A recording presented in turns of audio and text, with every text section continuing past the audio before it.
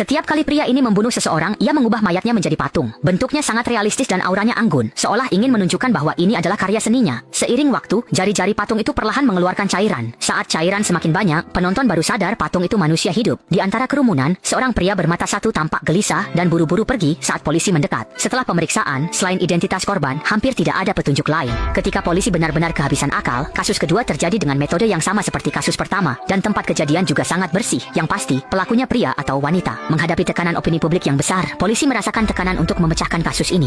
Saat meneliti foto di TKP, Kapten Park yang berpengalaman menemukan pria bermata satu di kerumunan dan segera mencurigainya sebagai tersangka. Sebelum pria itu ditemukan, terjadi pembunuhan lagi. Korban kali ini seorang wanita yang dijadikan patung dan digantung. Polisi yang datang hanya bisa menghela napas karena tidak menemukan petunjuk. Pria bermata satu itu muncul lagi, panik, lalu melarikan diri dan dikejar preman. Polisi juga ikut mengejar, tapi hanya berhasil menangkap salah satu preman. Sementara pria bermata satu terpojok di gang. Preman itu mengayunkan kapak, menebas lengan pria bermata satu. Ia memungut lengan yang terputus dan melihat ada tentakel tumbuh dari luka itu. Lalu menantang pria bermata satu untuk menyambungkan lengannya dan melihat apa yang terjadi.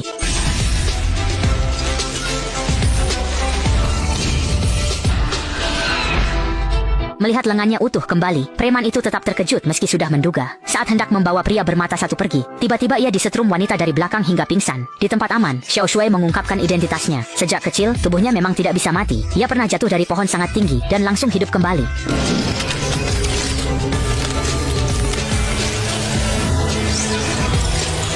Hal itu membuat teman-teman kecil yang bermain bersamanya takut. Sejak itu, ia hidup dengan identitas tersembunyi. Beberapa waktu lalu, ia diculik penjual organ. Saat sadar, ia hanya melihat kakek tua yang sibuk, sementara ia tak bisa bergerak karena kini hanya tersisa dua bola mata. Tubuhnya sudah dikuras si kakek. Saat kakek menerima telepon, tubuh Xiao Shui menumbuhkan tentakel, lalu cepat membentuk tubuh aslinya dan luka-lukanya sembuh sangat cepat. Ketika kakek mendengar suara aneh dan berbalik memeriksa, yang ia lihat adalah manusia hidup di depannya, tapi kedua mata Xiao Shui belum kembali ke tubuhnya. Xiao Shui pun bingung. Setelah beberapa saat, ia sadar matanya tidak di tubuhnya. Ia perlahan meraba dan mengambil bola matanya, dan saat bola mata itu mendekati tubuh aslinya, banyak tentakel muncul, lalu bola mata itu cepat kembali ke rongga matanya. Adegan ini membuat kakek ketakutan. Dia berteriak memanggil orang-orang di luar, dan dalam sekejap banyak orang berdatangan. para preman berkumpul. Dalam kepanikan, Xiao Shui terpaksa melarikan diri lebih dulu, meninggalkan satu bola matanya. Bola mata itu ditransplantasi ke pembunuh, jadi kadang ia bisa melihat dari sudut pandang pembunuh. Karena itu, ia pergi ke lokasi pembunuhan, berharap bertemu pelaku dan mengambil kembali matanya. Namun, tubuh Xiao Shui yang abadi diketahui pedagang organ. Untuk menangkap dan menjualnya, mereka memburu Xiao Shui kemana-mana. Sementara itu, Xiao Mei tanpa sengaja melihat pengumuman mereka, lalu menyusup ke organisasi perdagangan organ, dan akhirnya menemukan Xiao Shui. Karena dia terhubung dengan sistem itu, dia menyelidiki tubuh yang tidak bisa mati ini mungkin akibat eksperimen saat kecil. Dia meminta Xiao Shui bersama menyelidiki kebenarannya. Sekarang, Xiao Shui dan pembunuh berbagi penglihatan. Jadi ia tidak bisa membiarkan orang mati di depannya. Ia harus menghentikan pembunuh itu. Setiap kali pria itu membunuh, korban jadi patung, mayat setengah tertutup selimut, tampak artistik. Saat wanita ini melihat berita, ia teringat di rumah pacarnya banyak sketsa kasus patung. Awalnya ia kira pacarnya hanya meniru, tapi bentuk patung di kasus terbaru sudah ada di sketsa pacarnya sebelum kejadian. Ia mulai curiga pacarnya pelaku, lalu meminta bantuan rekan kerja untuk mengundang pacarnya ke atap. Ia menanyai pacarnya, kenapa sudah menggambar patung itu sebelum kasus terjadi, dan akhirnya rahasianya terbongkar. Seketika, ia berniat membunuh. Saat itu, ponsel rekan kerja yang bersembunyi berbunyi. Saat rekan kerjanya hendak menjelaskan, wanita itu langsung berteriak, pacarnya pembunuh patung. Mendengar itu, pria itu tidak panik, langsung membalikkan badan dan membuat pacarnya pingsan. Rekan kerjanya mencoba menghentikan, tapi kalah kuat dan dilumpuhkan. Pria itu mendorong rekannya ke tepi pagar pengaman, hampir menjatuhkannya dari gedung. Tiba-tiba, ponsel wanita itu berbunyi, membuat mata kanan pria itu nyeri. Pada saat yang sama, Xiao Shui juga merasakan sakit dan kembali melihat dari sudut pandang si pembunuh.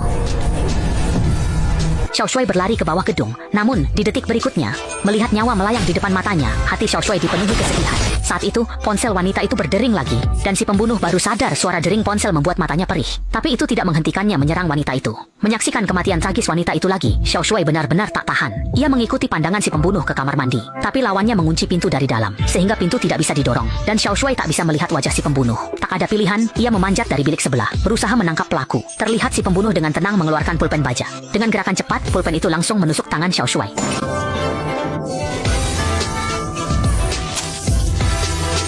Satpam yang mendengar suara itu segera datang dan menahan Xiao Shui tanpa mendengarkan penjelasannya. Karena panik, ia berusaha menangkap pelaku. Tindakan ini membuat pelaku melihat luka di tangannya yang bisa sembuh sendiri, sehingga pelaku mulai berniat jahat. Saat Xiao Shui dibawa ke aula, Xiao Mei datang dari arah berlawanan. Ketika mereka berpapasan, pelaku cepat menjatuhkan beberapa satpam dengan tongkat listrik sebelum Xiao Shui bereaksi. Xiao Mei cepat mengayun dua pisau membantu Xiao Shui memotong tali. Karena Xiao Shui kembali ke TKP, polisi yakin dia pembunuh. Sementara itu, pelaku sadar ia telah mencangkok mata Xiao Shui, sehingga mereka berbagi penglihatan. Inilah sebab Xiao Shui bisa menemukannya.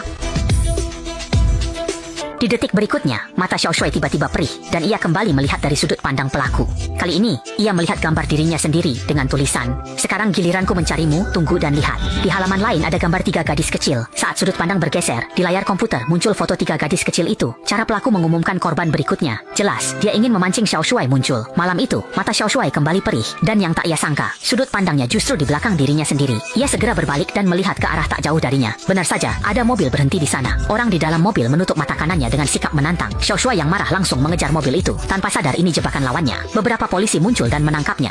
Sementara itu, si pembunuh yang berhasil menjalankan rencananya langsung menemui pria tua yang telah melakukan transplantasi mata untuknya dan segera menusuknya. Ia memaksa pria tua itu mengungkap alasan berbagi penglihatan. Di bawah ancaman, pria tua itu akhirnya mengaku 20 tahun lalu, perusahaan farmasi menemukan terobosan bioteknologi bernama kode Lianji. Subjek penelitian ini punya kemampuan penyembuhan diri sangat kuat, mirip keabadian. Penemuan ini dilarang dan Xiao Shui adalah salah satu subjek percobaan. Setelah diketahui Xiao Shui tidak bisa mati, pembunuh yang sakit parah melihat harapan. Jika ia bisa mengambil tubuh Xiao Shui, ia akan selamat. Saat diinterogasi polisi, Xiao Shui diam, tak bisa mengaku bahwa ia melihat dari sudut pandang pembunuh karena terdengar mustahil. Namun ia tetap mengatakannya dan memberitahu target berikutnya adalah 3 gadis kecil. Polisi tidak percaya, mengira Xiao Shui pura-pura gila, membuat kapten marah dan menyeretnya ke bawah gedung. Kapten menodongkan pistol, memaksa Xiao Shui mengaku, tapi Xiao Shui tetap tenang, mengangkat tangan terborgol, lalu mematahkan ibu jarinya sendiri.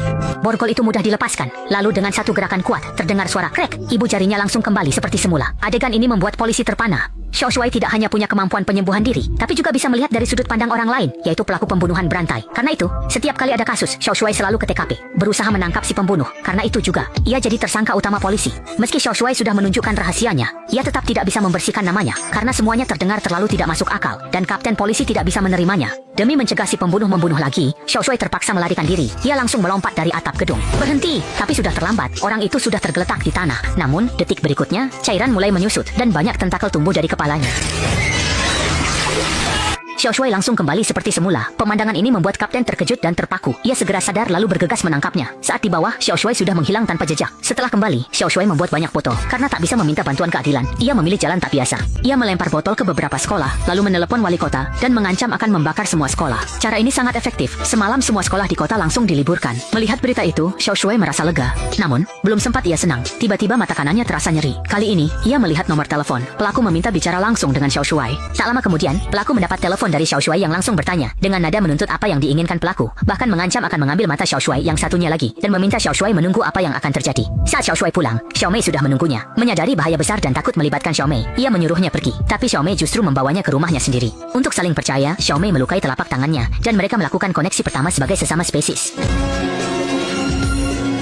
Pada saat yang sama, pembunuh menyamar jadi Xiao Shui, melukai sepasang suami istri, lalu membawa pergi sang suami. Sementara Xiao Shui terbangun karena matanya sakit. Ia melihat pembunuh merobek gambar 3 gadis, memperlihatkan pria penuh luka. Di depan Xiao Shui, pembunuh menyiksa pria itu, lalu menulis alamat, meminta Xiao Shui datang menyelamatkan korban. Xiao Mei ingin ikut, tapi sebelum selesai bicara, mereka sadar para penjual organ sudah datang. Mereka pun berpisah. Xiao Mei menghadapi penjual organ, Xiao Shui pergi menyelamatkan korban. Saat itu juga, Xiao Shui menerima video. Ternyata, penjual organ sudah lebih dulu menculik kakek yang menampungnya. Xiao Shui pun harus kembali lebih dulu untuk menyelamatkan kakeknya. Awalnya, Xiao Mei hanya ingin melarikan diri dari kejaran mereka, tapi jumlah lawan terlalu banyak sehingga ia tertangkap. Namun, ini memang rencananya. Ia ingin menemukan pemimpin mereka dan mencari peluang menyingkirkannya, agar dirinya dan Xiao Shui tidak terus diburu. Tanpa banyak bicara, lawan langsung menusukkan pisau, mengira Xiao Mei yang wajahnya rusak akan memohon ampun. Namun, luka yang sembuh sendiri justru membongkar identitasnya, membuat para penjual organ senang, karena merasa mendapat pohon uang lagi. Karena identitasnya terbongkar, Xiao Mei segera mencari kesempatan melarikan diri. Dendam ini pasti akan ia balas. Belum sempat bersedih, ia diserang dari belakang oleh 2 anak buah. Tak lama kemudian, Xiao Shui diikat. Melihat kakeknya hampir jadi korban kekejaman mereka, Xiao Shui mengerahkan seluruh tenaganya menabrak anak buah gemuk, menghentikan aksinya. Namun, karena perbedaan kekuatan, Xiao Shui dipukuli hingga pusing. Berkat kemampuan penyembuhan, ia menunggu lawan kehabisan tenaga sebelum melakukan serangan balik. Xiao Shui memanfaatkan momen tepat menyalakan gergaji mesin, menahan sakit luar biasa, lalu menggergaji rantai besi di tangannya. Cairan dan percikan api muncrat, membuat anak buah gemuk ketakutan. Luka di pergelangan tangan Xiao Shui pulih sangat cepat. Anak buah gemuk terlalu takut untuk melawan, sehingga Xiao Shui menaklukkannya. Kakek sangat ketakutan, terus berteriak Xiao Shui adalah monster yang melukai hati Xiao Shui. Dalam kesedihan, Xiao Shui hendak membereskan tempat, tapi kakek memanggilnya. Biar aku yang urus, kamu pergi saja. Jangan sampai terluka, jangan sampai tertangkap, cepat pergi.